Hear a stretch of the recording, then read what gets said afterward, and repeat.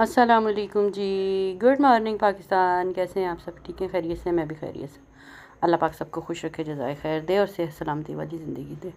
बस मेरी कुछ तबीयत नहीं ठीक थी तो इसलिए मैं वीडियो नहीं बना पा रही थी।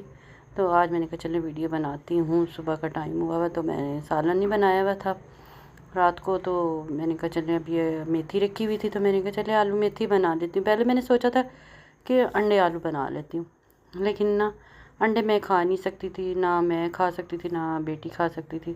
तो इस लिहाजा मैंने कहा चले मैं आलू मेथी बना लूँ। ये सूखी मेथी रखी हुई थी, फ्रेश वाली तो नहीं थी, खैर सूखी मेथी रखी हुई थी तो मैंने कहा चले यही बना देती हूँ। और एहसान साहब ने की फरमाइश थी आज कि वो कह रहे थे कि आज ना बेगम जी मुझे आज पराठा, खस्ता सा पराठा बना के दो। काफ़ी देर ही हो गई मैंने पराठा नहीं खाया, इसलिए कि वो दवाइयाँ खा खा के शायद मेरे अंदर ऐसे हो गया जैसे खुश्की सी हो गई। मैंने कहा हाँ हो गई होगी इंसान सब, क्योंकि दवाइयों से हो जाती है खुश्की ना, मैदा खुश्क हो जाता है इंसान का। तो कभी कभी खा लेने में तो कोई हर्ज नहीं है वैसे, खैर।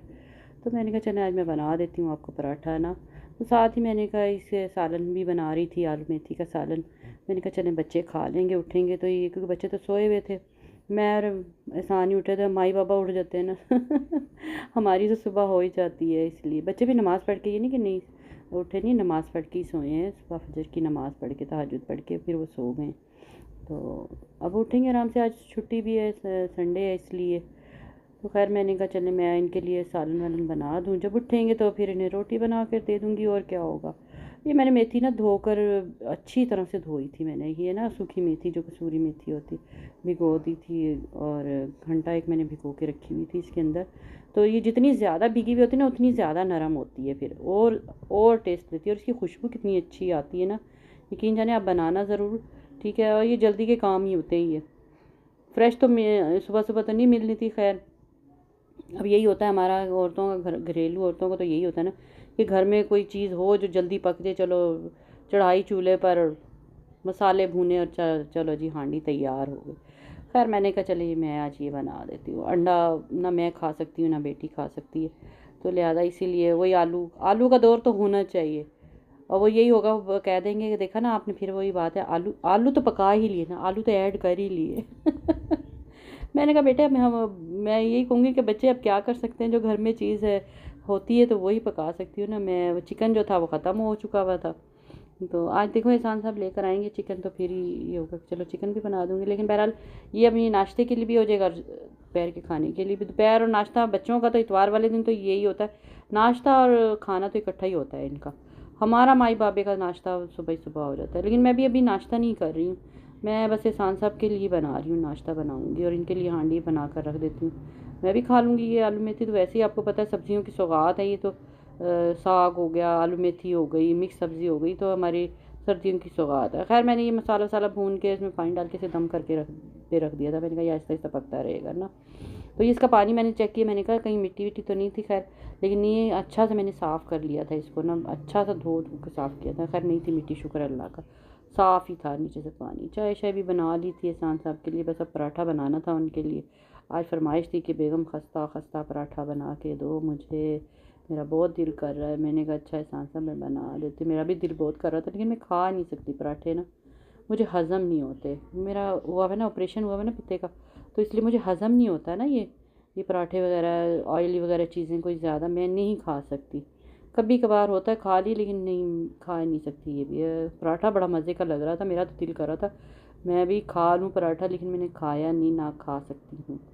बड़ा अच्छा गोल्डन गोल्डन सा उनकी पसंद का पराठा बना था। और मैं पता ऐसे पराठा बनाती हूँ कि मैंने एक साइड पे घी लगाया है ना, ये बल वाला पराठा बनाया है, ठीक है ना।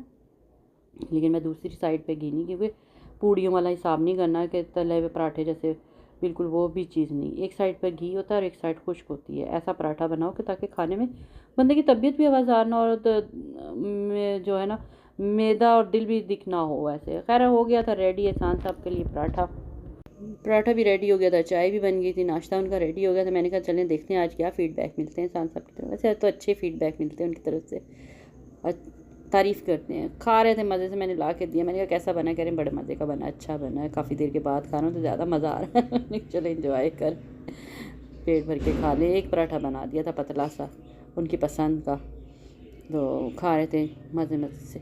और धूप भी हमारे कमरे में आना शुरू, देखो कहाँ तक आ रही है। अब सर्दी है ना, धूप देखो कहाँ तक हो गई बस। हांडी भी बन गई थी मेरी, ये आलू मेथी बड़ी टेस्टी सी लग रही थी, और बनती वाकई बहुत मज़े की बनती है ये।